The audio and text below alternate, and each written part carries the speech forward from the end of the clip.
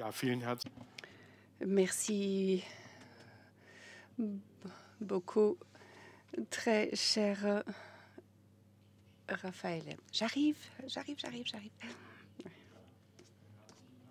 Donc, merci beaucoup, Raphaël, pour cette introduction très bien faite et malheureusement qui nous a illustré des problèmes d'ordre mondial qui ont fini par arriver chez nous également en Europe. Et d'ailleurs, le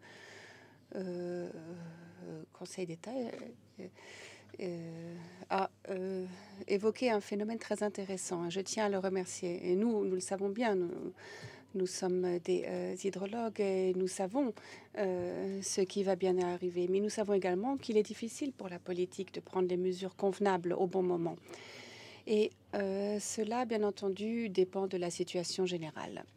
Alors, je ne sais pas exactement ce qui se passe ici en Suisse, mais chez nous, il y a différentes menaces, l'Ukraine par exemple, les problèmes liés à l'économie. Et donc, vous imaginez la longue liste de problèmes à résoudre.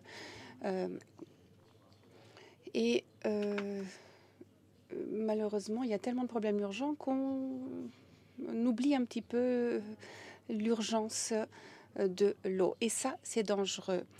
Et comme je le disais, j'adore venir en Suisse. Et Raphaël, merci encore de m'avoir invité à cet excellent congrès. Et ce que j'aime notamment en Suisse, c'est que les Suisses ont une longue histoire de gestion de l'environnement. Et pour ce qui est de la sécheresse, entre la Bavière et la Suisse, on peut établir un parallèle, c'est-à-dire que par le passé, ce n'était pas notre problème numéro un. C'est clair. Alors bon, bien entendu, il y a des zones qui sont plus sèches que d'autres, notamment dans les Alpes. En Bavière, par exemple, dans le sud, on a des précipitations qui nous suffisent.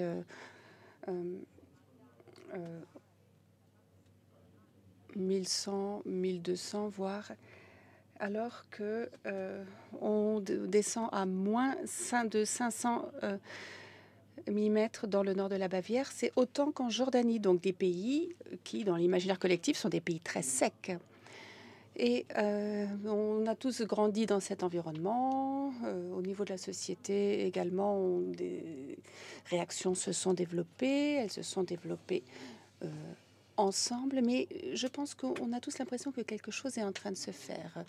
Et l'une des raisons pour lesquelles je suis vraiment ravie d'être ici avec vous aujourd'hui est que j'aimerais vous parler justement de notre modèle en Bavière et plus largement en Allemagne, parce que je serais ravie de pouvoir vous présenter ce modèle. Alors, commençons un petit peu en regardant ce qu'il en est de la situation actuelle. Alors, je pense qu'il s'agit d'une situation typique dans les Alpes. Donc, le réchauffement climatique est encore plus rapide dans les Alpes par rapport à d'autres zones géographiques. Alors, malheureusement, nous sommes au-delà du pronostic le plus négatif depuis plusieurs années. Et on retrouve cela dans toute la gestion hydrique. Cela, on le retrouve également dans les différentes périodes de sécheresse. Et ce n'est pas tellement le problème de la disponibilité moyenne de l'eau, ce sont les sécheresses qui sont de plus en plus longues. Vous connaissez sans doute cette mesure de gravitationnelle de la NASA qui, en tout cas pour l'hémisphère nord, réussit à donc établir un suivi de la sécheresse jusqu'à une profondeur de 2 mètres. Et donc, on s'aperçoit qu'il y a de plus en plus d'années de sécheresse. Et là, vous le voyez à l'écran, c'était la carte pour l'Allemagne. Alors, qu'en est-il de la Bavière maintenant?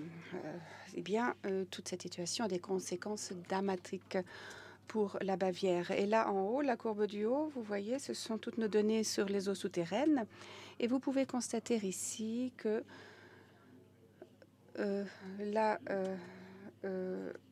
partie de droite, ce sont donc les étages les plus bas. Alors, plus c'est haut, plus il y a de zones sèches, ce qui signifie que par rapport aux 10 voire 15 dernières années, on a atteint une nouvelle valeur minimum ou une nouvelle valeur moyenne minimum.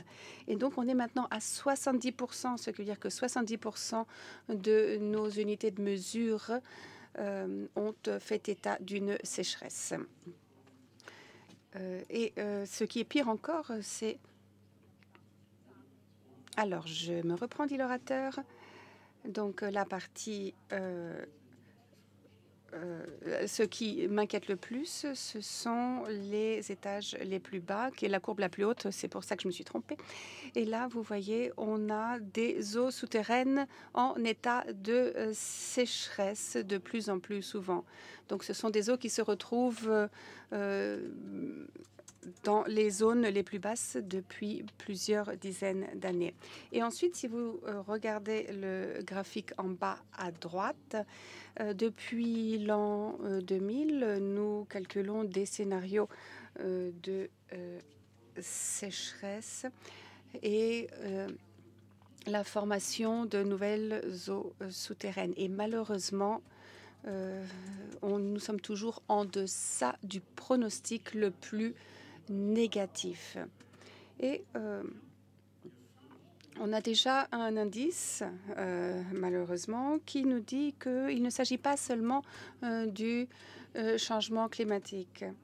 Mais si vous êtes sous la courbe de l'infiltration. Et d'ailleurs, merci beaucoup à nos interprètes, parce que les mots sont très longs, mais je continue.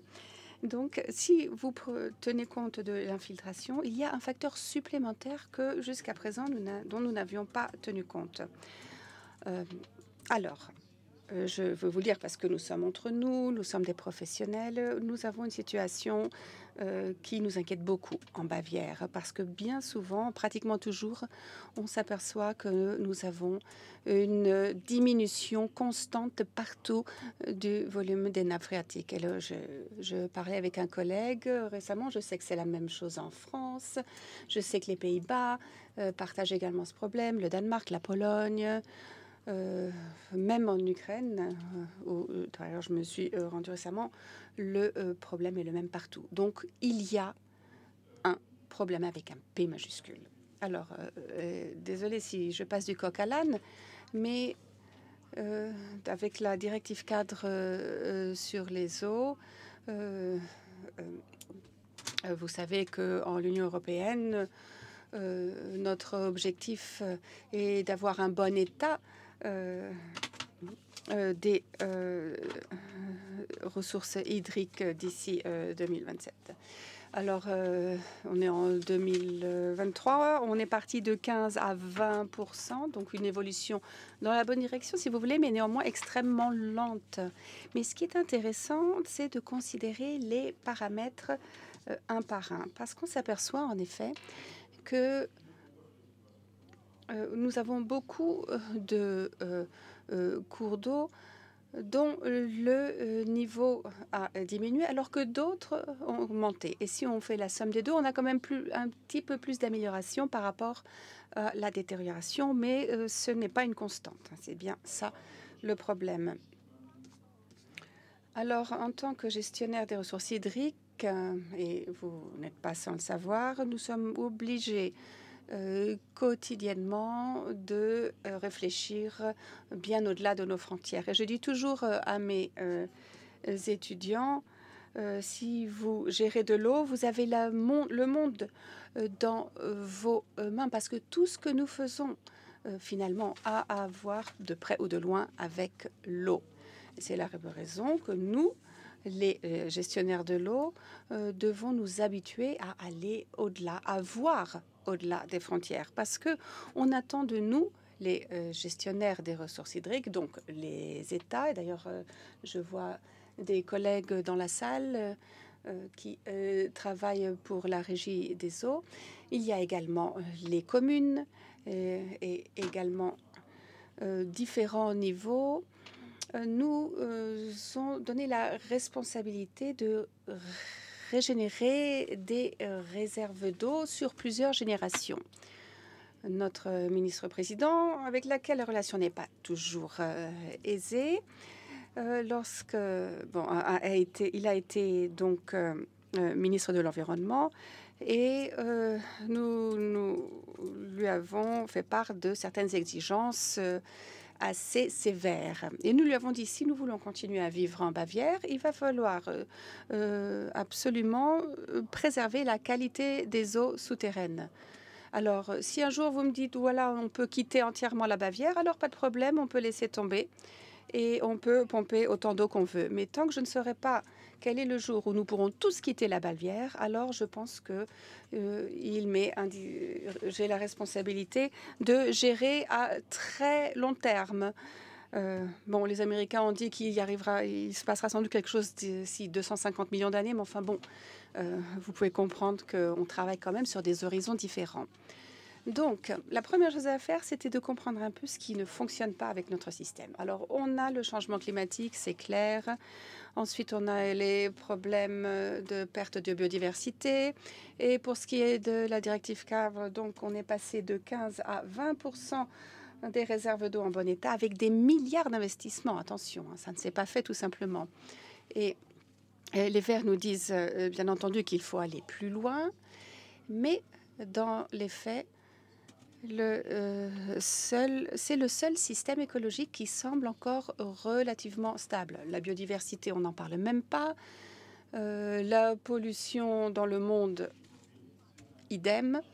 Et donc, actuellement, tous les indicateurs systémiques font état de chiffres critiques. Et forcément, ça nous interpelle.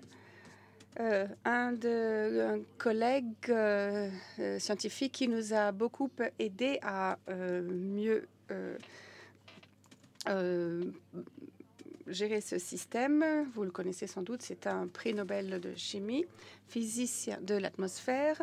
Il y a une vingtaine d'années, avait défini une nouvelle ère géologique. Il a dit, nous vivons dans l'Anthropocène. Et l'Anthropocène est expliqué de la manière suivante. Tous les effets de l'homme sur la planète sont plus importants désormais que les influences naturelles telles que... vous les connaissez. Alors, on en parle de plus souvent, de l'Anthropocène. Chez nous, en tout cas, très souvent. Chez vous, sans doute aussi. Mais si j'accepte le principe de l'Anthropocène, je dois également accepter que nous avons la pleine responsabilité de tous nos systèmes. Alors, ce que Sophocle a écrit l'Antigone à l'époque, il y a environ un peu plus de 2000 ans, la nature était la grande force, la plus grande force contre laquelle ou avec laquelle nous devions, en tant qu'être humain, travailler. Et donc, ceux qui allaient à l'encontre des lois de la nature allaient être punis. Et je me demandais bien comment, il y a 2000 ans, il avait déjà été aussi clairvoyant. Mais c'était vraiment la nature qui était au cœur de tout. Alors maintenant, 2000 ans plus tard, c'est en pleine période d'Anthropocène, ce n'est plus la nature qui influence la planète, c'est l'homme. Et lorsqu'on voit quels sont nos comportements, et je vais citer Peter Sloterdijk avec son vaisseau Terre, je ne pense pas pouvoir dire que nous sommes en mesure de gérer de manière responsable ce vaisseau, à savoir notre planète.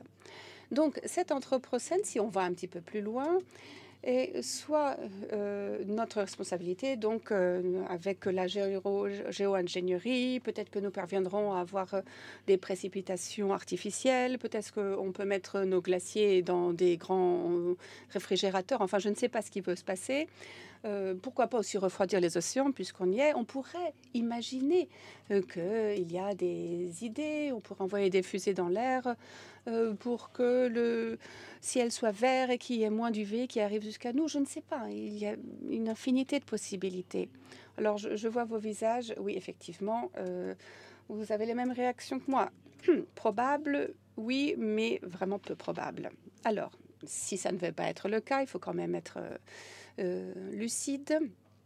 Les choses vont empirer rapidement.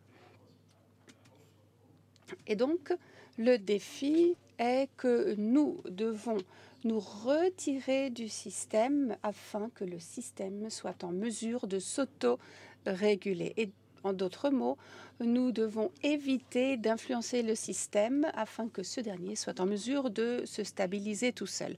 Ici, il y a deux écoles de pensée. Hein, les deux les deux écoles proposent une manière de gérer l'anthropocène. Alors, l'anthropocène, je viens de l'expliquer. On n'est pas tous d'accord sur le début de l'anthropocène, mais je dirais peut-être avec la machine à vapeur, comme disait Paul Crutzen, mais peut-être plutôt avec la grande déforestation au XIVe siècle en Europe. Comme vous pouvez voir à gauche ce tableau qui se trouve au ministère de l'Agriculture et de l'Eau en Autriche, où le géomètre montre, oh, regardez comme c'est beau, j'ai fait des canaux et des tout droits. À droite et à gauche, vous voyez ce paysage naturel dangereux, etc.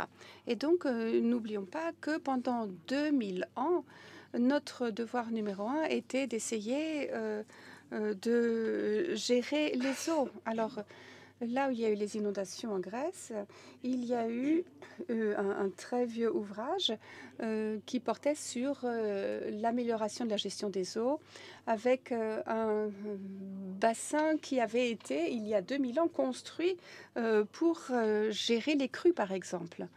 Et donc, vous voyez, ce n'est pas quelque chose de nouveau. Et malheureusement, aujourd'hui encore, on a des conséquences de ces crues impensables. Et donc, on a toujours essayé d'enlever l'eau là où elle nous gênait. On a essayé d'amener de l'eau potable là où il n'y en avait pas. Et finalement, cela a relativement bien fonctionné. En Bavière, il n'y a pratiquement plus aucun fleuve qui n'ait pas été rendu tout droit. Alors peut-être qu'on a construit un ou deux bassins par ici, mais un collègue responsable de toute la partie fluviale a dit que finalement, attention, la Bavière est un modèle. Attention, j'étais consternée. Ah oui, parce que nous avons drainé un tiers de nos terres. Nous avons rendu 100% de nos fleuves bien droits. Et donc, nous nous intéressons surtout au fait de tout gérer. Et même dans la partie la plus sèche de la Bavière, il y avait des drainages parce qu'il n'était pas facile de gérer l'eau. Alors bon, on a tout drainé, il n'y a plus d'eau.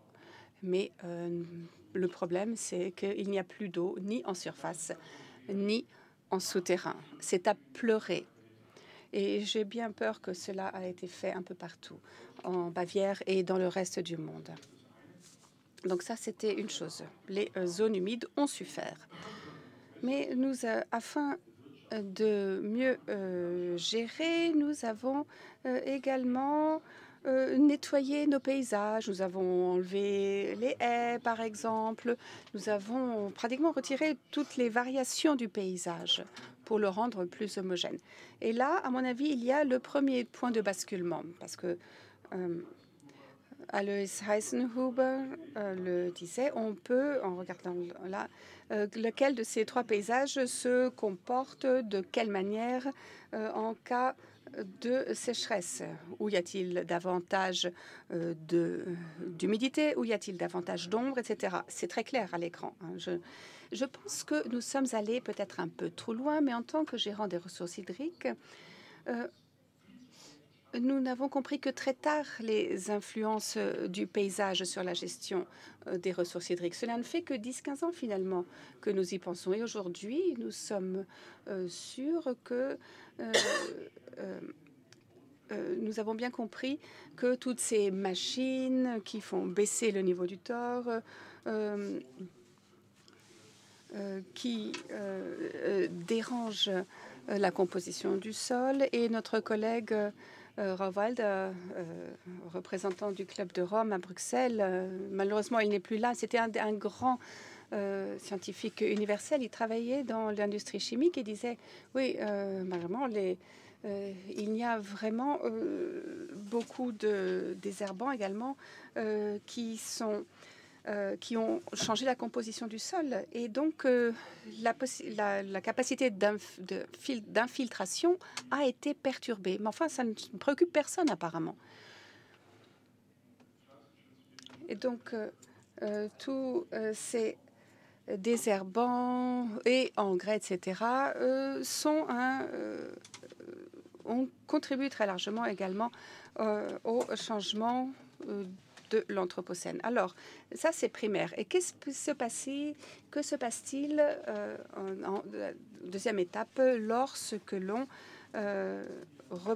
pense à ce qui est fait dans le monde? Alors, tout d'abord, nous avons le changement climatique qui lui-même a des conséquences secondaires, hein. Inondations, sécheresse, sécheresse, inondations, mais ce n'est pas tout. Nous avons encore d'autres problèmes secondaires, comme tous les produits chimiques que l'on utilise de par le monde. Le mercure, par exemple, si on mesure la teneur en mercure, on s'aperçoit qu'en hémisphère nord, il n'y a plus aucun cours d'eau qui ne respecte les valeurs de mercure. Prenons le charbon chinois, le charbon australien, mais également auxquels s'ajoutent les PFOA, par exemple, qui pèsent sur l'écosystème et le rendent encore plus vulnérable. Que conclure ici? Alors, nous avons développé un modèle en 2008 avec Paul Crutzen, qui a participé donc à la rédaction du modèle. Et à l'époque, on ne parlait que de changement climatique. Mais reconnaître qu'il ne s'agit pas seulement du changement climatique, on a reconnu ça en 2008, c'est que finalement le changement climatique était un des grands défis. Et le deuxième grand défi est l'eau. Et les Nations Unies avaient estimé, d'ailleurs ils étaient là lors de cette réunion, avait dit, ah oui, voilà, on a une bonne nouvelle, le changement climatique finalement ne sera pas un problème parce que nous mourrons tous de soif avant.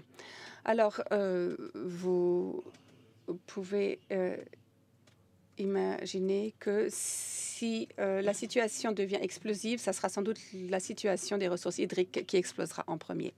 Alors, si vous regardez le modèle à l'écran, je l'ai un peu simplifié parce que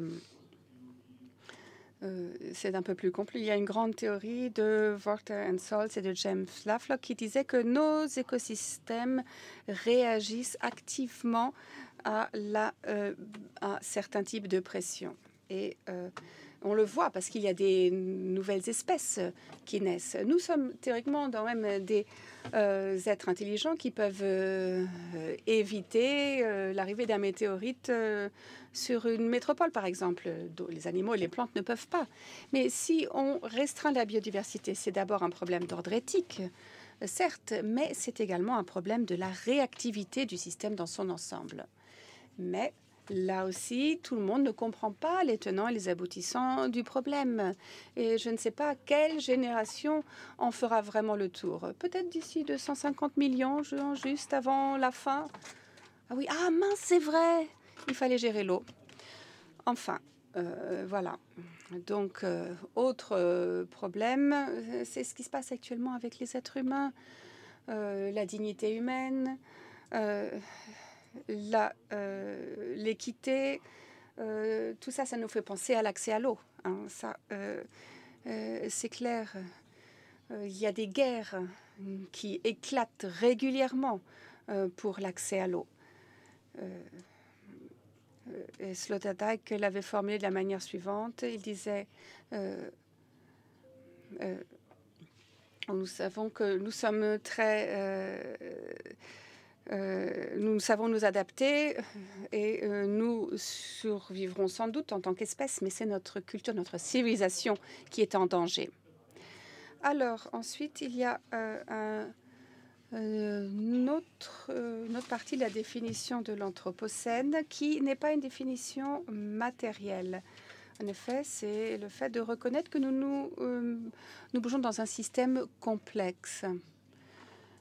Il est impossible à calculer. Alors, nous ne pouvons pas calculer de manière fiable ce qui va se passer. Nous sommes dans la correction. Ici, vous avez un diagramme de bifurcation. Comme vous savez, on peut les planifier. Nous allons avoir des élections le 8 octobre, donc on peut laisser à prévoir. Et après, les sociétés changent, les valeurs quelquefois s'ajustent, etc. Et donc, d'un côté, on a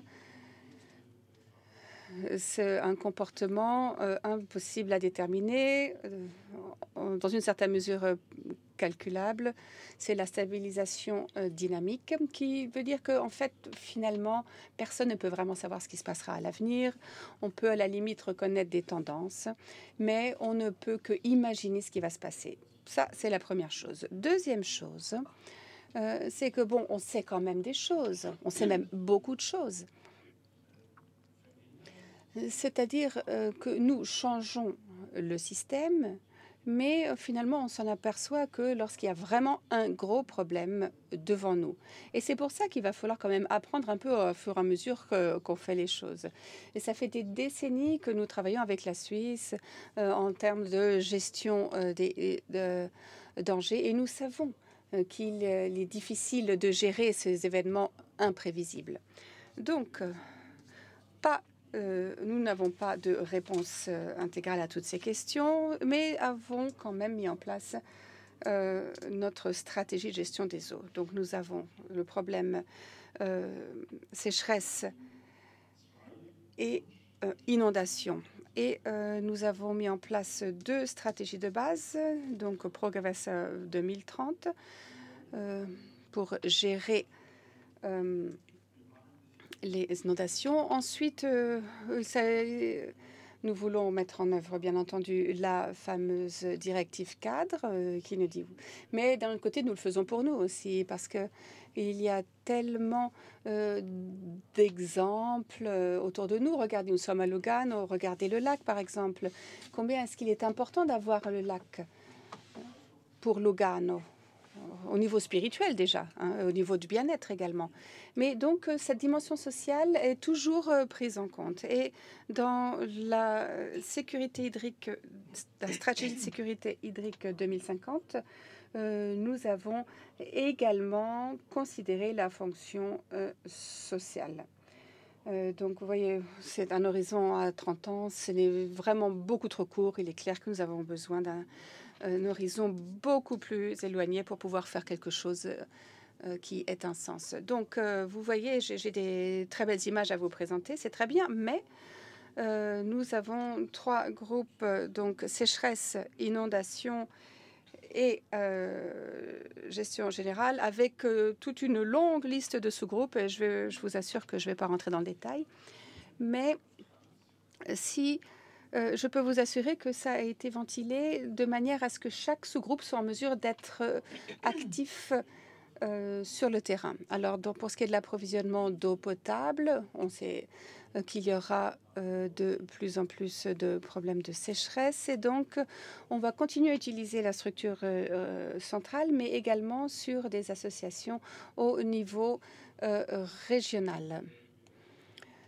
Donc, de manière décentrée.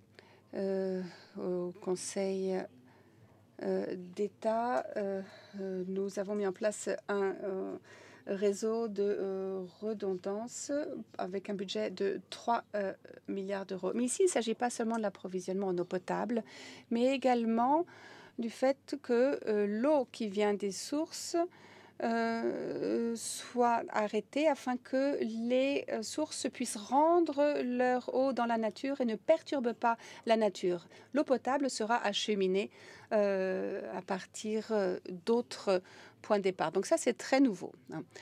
Donc là, vous avez donc les zones de protection des eaux, c'est très clair.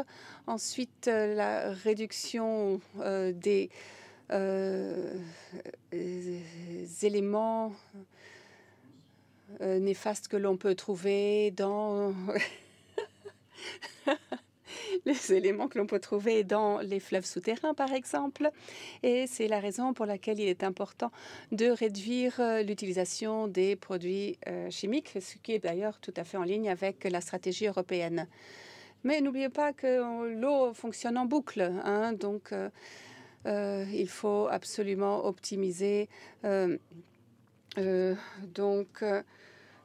toute la partie mécanique, si vous voulez, de la gestion de l'eau.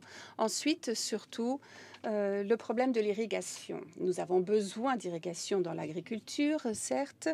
Ces besoins d'irrigation ont été multipliés par 10 et je ne parle que de ceux qui ont été reconnus comme étant légaux. Il y a dans certaines communes et dans certaines collectivités locales où la ponction d'eau pour l'irrigation agricole est plus importante que celle pour l'eau potable. Et on s'attend à ce que ça augmente encore avec la conséquence de la baisse des nappes phréatiques et que la nature n'arrive plus à s'autogérer. Nous avons donc absolument besoin d'une stratégie d'irrigation et surtout de gestion de la demande. Donc, il est très important de ne pas solliciter la nappe phréatique. Ensuite, sixième, l'amélioration du régime hydrique des zones agricoles. Ça, c'est nouveau. Donc, nous essayons d'améliorer les zones ombragées, de construire des parties qui améliore le taux d'infiltration, etc. Bon, il n'y a pas grand-chose qu'on puisse faire contre le changement climatique, mais il y a certaines choses qu'on peut faire.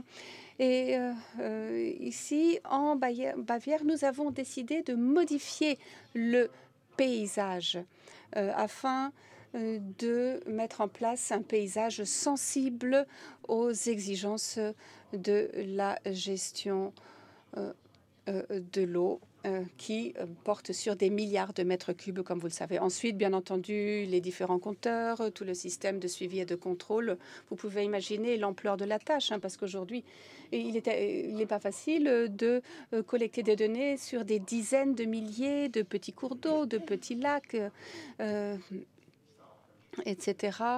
Et là, malheureusement aussi, nous avons malheureusement des organisations, enfin, en tout cas, des individus qui pompent de l'eau de manière complètement illégale. Et ça a un impact également sur nos réserves d'eau.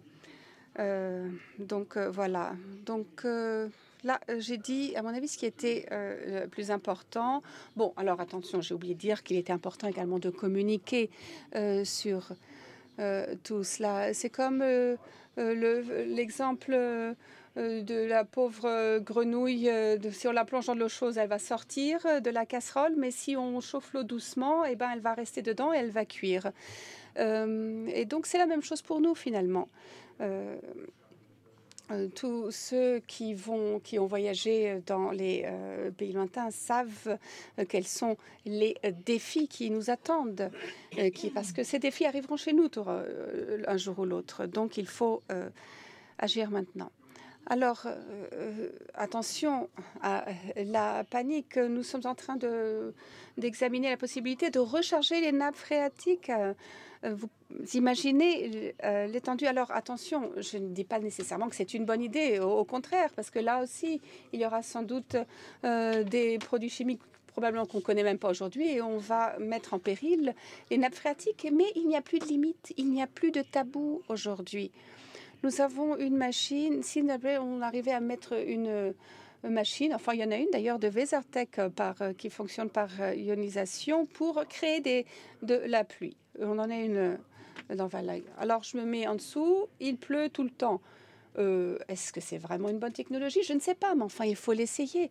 Il faut essayer de savoir quelles seront les possibilités à notre disposition lorsque notre société sera dans une situation catastrophique. Et je crains bien qu'à un moment ou à un autre, et malheureusement d'ici peu, nous en serons là. Mais attention, hein, on ne fait pas des choses folles, mais il faut, à mon avis, connaître les possibilités pour atténuer les risques. Alors, ensuite, la République fédérale a essayé d'étoffer un peu sa stratégie des ressources hydriques au niveau national. Et on est un peu aligné sur eux parce que cette pensée sur l'Anthropocène, finalement, est un peu la base de ce nouveau plan de gestion. Oui, on nous a dit, oui, ce modèle, effectivement, est un modèle qui peut nous servir pour guider les nouveaux modèles à l'avenir. Donc, assurer l'approvisionnement en eau potable, renforcer la régénération d'eau et surtout penser à améliorer les infrastructures et avoir accès à de l'eau propre. Alors, quelles sont les questions qui sont restées en suspens? Tout d'abord, les précipitations. Alors, on part du principe qu'on ne peut pas tellement influencer les précipitations. Mais bon, il est vrai que parallèlement au changement climatique, il y a une théorie physique qui dit que le paysage crée sa propre précipitation. Alors ça, on le voit très bien dans les forêts boréales en Sibérie, dans les forêts pluviales, comme le nom l'indique. Mais qu'en est-il chez nous?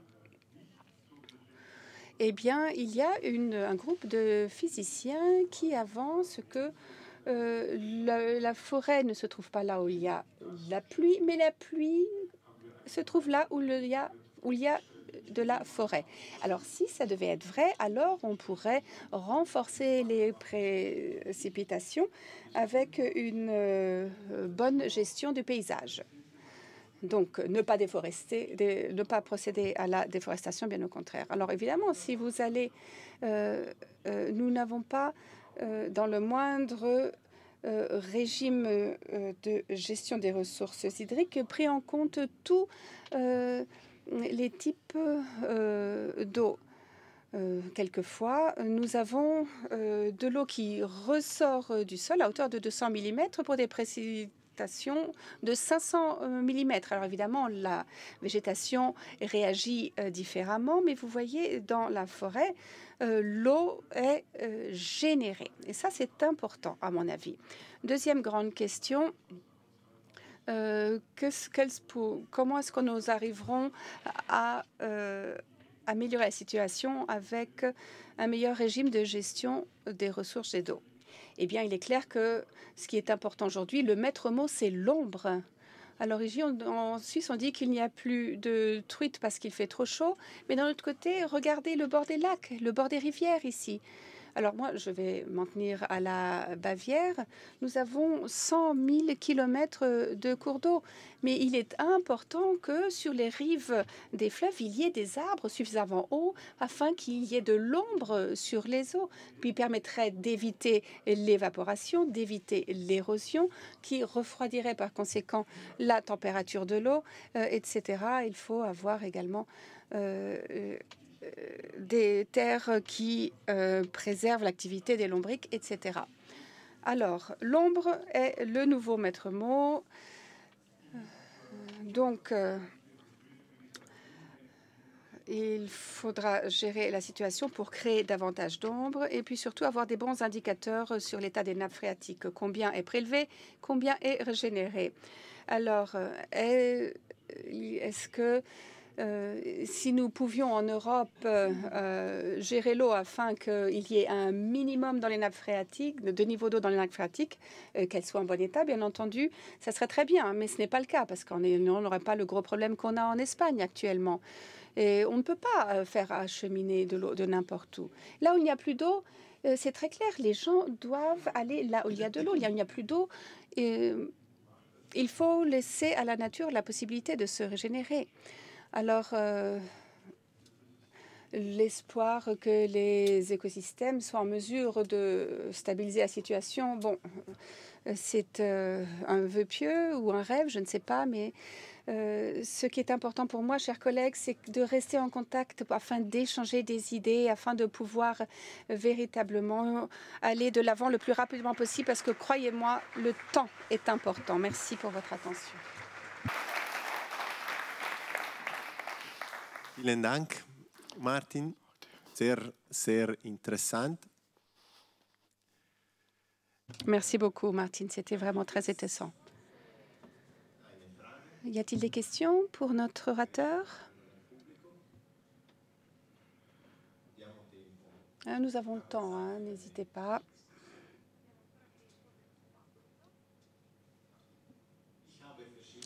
Alors moi, du coup, j'ai quelques questions à vous poser. Merci beaucoup, vraiment, Martin. C'était extrêmement intéressant. Et j'essaye de transposer un petit peu ce thème à la Suisse. Première question, quelle est l'interaction entre Munich et Berlin? Parce que nous avons, nous aussi, des Landes, nous avons des cantons.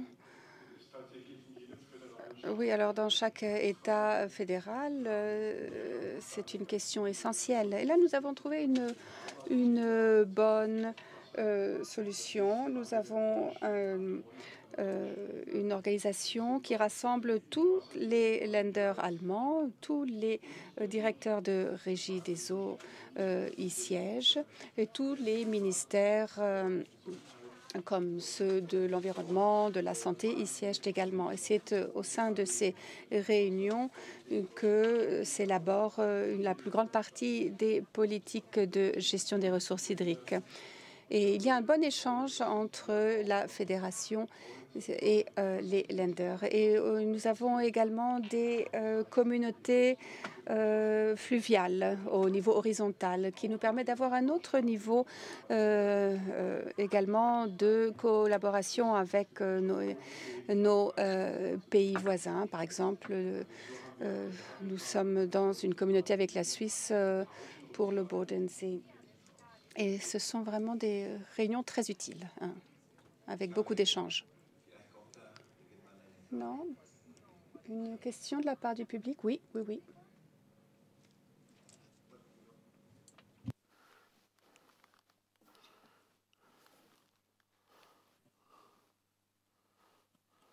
Danke. Meine Frage. Merci beaucoup. Vous avez dit que la République fédérale et les lenders travaillent ensemble. Est-ce que ça se passe également au niveau politique ou juste à l'intérieur des ministères? Ah, bonne question. Alors, entre les autorités et les ministères, il y a une collaboration intensive et nous avons une conférence où tous les ministères cantonaux de l'environnement siègent avec le ministère fédéral, mais ce n'est pas toujours facile parce qu'en politique, peut-être que les ministres de l'Environnement ont une bonne idée, mais le ministère des Finances ne sera pas d'accord, ne voudra pas investir davantage. Alors nous sommes en pleine réelle politique ici, si vous voulez. C'est le cas en Allemagne également, avec tous les problèmes, évidemment, qui y sont liés. Mais jusqu'à les tâches, si vous voulez, du ministère de l'Environnement, ça se passe bien. Ils lisent tous nos documents, tiennent compte de tous nos décrets au niveau local, mais le problème, c'est ensuite de passer à l'échelon supérieur. Et je ne comprends pas pourquoi les ministères des Finances ne sont pas prêts aujourd'hui à investir massivement dans la gestion des eaux. Alors ici, tout d'un coup, il y a un tollé général lorsqu'on augmente le prix de l'eau de 20 centimes, mais personne ne connaît le prix de l'eau, en fait. parce que finalement, c'est tellement infime qu'on n'y pense même pas. À l'Oktoberfest, vous payez 15 € pour une chope de bière. Le Bavarois moyen en moyen en boit 4 par jour, ça fait 60 €. Et ça, c'est plusieurs mois d'utilisation de l'eau, ça, 60 €. Vous pouvez imaginer. D'autres questions? Oui.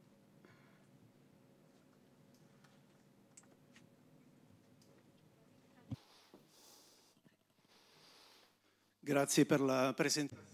Merci de cette présentation et le débat sur l'Anthropocène est extrêmement intéressant. Il y a quelques semaines, un magazine économique britannique très important disait qu'à cet égard, justement à l'égard de l'Anthropocène, ce qui est important, c'est pas de savoir quand et comment tout cela a commencé, mais quelle en sera la fin. Et comment ça va tourner? Eh bien là, bien sûr, nous avons notre mot à dire et ce magazine attribué à l'économie a un rôle extrêmement important. Alors, une bonne partie des mesures que vous avez indiquées au niveau économique, au niveau de la gestion du territoire, etc., entraînent des limitations et des restrictions. Par exemple, quant à l'utilisation des terrains qui seront plutôt importantes. On a vu au niveau fédéral, etc., au niveau local, comment tout cela intervient. Mais il serait intéressant de savoir comment, concrètement, on peut imaginer la traduction de ces mesures en quelque chose, disons, pour que le monde économique, l'univers économique puisse s'adopter et mettre en œuvre toutes ces mesures. Merci beaucoup pour ces remarques très intelligentes. Oui, ce n'est pas le problème de comment ça a commencé, le problème c'est comment ça va finir. Vous avez parfaitement raison. Là est la question. À mon sens, alors, bon, je ne suis pas tout jeune, donc je peux me permettre de dire ce que je veux. On est bien d'accord. Croyez-moi, le thème de l'eau sera la question au cœur de notre destin. Il n'y a pas de groupement professionnel plus important que les gestionnaires des ressources hydriques. Il y a de plus en plus de pays qui ont très mal géré leurs ressources hydriques. Et c'est leur existence même qu'ils ont mis en jeu. Alors j'ai une petite liste secrète de pays qui, à mon avis, en arriveront là d'ici quelques années. Observons ce qui se passe en Espagne, voyez ce qui se passe en Iran. Ce n'est pas tout. À mon avis, c'est vraiment une question de destin. Oui, vous avez raison, il faut investir. Il y a beaucoup de choses qui pourraient être accomplies. Ça coûte des milliards. Mais toute la politique, les hommes et les femmes, enfin les décideurs politiques du monde entier sont d'accord sur le fait que l'agriculture est fondamentale. D'accord, nous avons besoin de produits alimentaires sains, etc. D'accord, je ne le remets pas en question, mais attention, il faut quand même avoir une bonne infrastructure derrière, notamment pour l'irrigation. Il est important, à mon avis, d'investir autant dans la gestion de l'irrigation que dans la gestion de l'eau en général, afin de pouvoir nous assurer que les eaux soient pompées là où on peut se le permettre. Utiliser les réservoirs naturels, les lacs d'accumulation naturels, etc. Investir afin que l'eau reste là où elle est. Alors, allez voir un petit peu notre paysage en gardant à l'esprit que oui, ça coûtera des milliards, mais combien est-ce que ça va nous coûter lorsque nous ne serons plus en mesure de produire ici, sur place, dans ce paysage? Je pense qu'il nous incombe en tant que gestionnaire, et ça m'est égal si les décideurs politiques nous écoutent ou pas. Il nous incombe de dire clairement ce que nous voyons, les possibilités que nous avons et les conseils que nous donnons. Alors si je ne peux pas vous dire si nous allons pouvoir éviter des catastrophes. Nous Connaissons la partie de du surpompage d'eau, le rôle que joue la forêt, etc. Et je pense qu'en préservant l'Amazonie, nous pouvons déjà ralentir le changement climatique. Ça, c'est dans la théorie, c'est parfaitement possible. Ensuite, s'il est possible de le faire dans la pratique, je ne sais pas, mais c'est vraiment la seule chose sur laquelle nous ayons une action possible. Donc, surtout préserver le niveau d'eau afin que la nature ait suffisamment d'eau, parce que c'est la nature qui nous permet d'aller voir des petits animaux, des jolies fleurs, etc. C'est très bien, mais c'est la nature qui va créer ses propres précipitations. C'est la nature qui nous donne l'eau pour vivre. Il faut donc préserver au moins, c'est la moindre des choses, le niveau d'eau existant. Heureusement, la précipitation, elle s'autogénère, notamment dans les zones forestières, comme nous l'avons vu. Mais à mon avis, même s'il s'agit de grands investissements, il faut dire à la politique, oui, il y a des choses que nous pouvons faire. Enfin, heureusement, d'ailleurs. D'ailleurs, ils m'ont pratiquement pendu sur place lorsque je leur dis qu'il faut absolument changer la manière dont nous gérons nos ressources hydriques. Mais la bonne nouvelle est que justement, nous sommes en mesure d'agir. Nous avons les moyens de faire quelque chose. Maintenant, je ne vais pas revenir sur ce que j'ai déjà dit, préserver les forêts, par exemple. Mais comme je le disais, faites remonter cette information, c'est indispensable. Vielen Dank. Merci beaucoup, Martin. Il est clair que tout le monde ne sait pas quelle est la valeur de l'eau. On se dit, ah oui, bah, de toute façon, l'eau, elle arrive dans la nature. Grâce à l'eau, je peux produire, je peux faire de l'argent, je peux contribuer au bien-être, etc. Mais cette eau a de la valeur. Et à mon avis, la politique ne l'a pas encore bien compris. Et cela doit être fait notamment à travers une bonne campagne de communication. Il faudrait prendre des mesures ici. Tout à l'heure, notre invité le disait, oui, le Conseil va voter une loi sur l'eau. Bon, finalement, ce n'est pas très intéressant. Mais vous savez, Raphaël, il y a quelque chose de très surprenant qui se passe chez nous actuellement. Les gens écoutent, ils ont compris. Et le thème de gestion des ressources hydriques est un peu repoussé, si vous voulez, par la politique. Mais les agriculteurs, les praticiens, ils viennent chez nous. Ils veulent essayer d'améliorer la gestion des ressources hydriques. Ils ont compris l'importance du problème. Et je suis assez optimiste parce que les gens, ils ont bien compris combien l'eau est importante. Parce que l'eau a toujours joué un rôle fondamental dans notre évolution.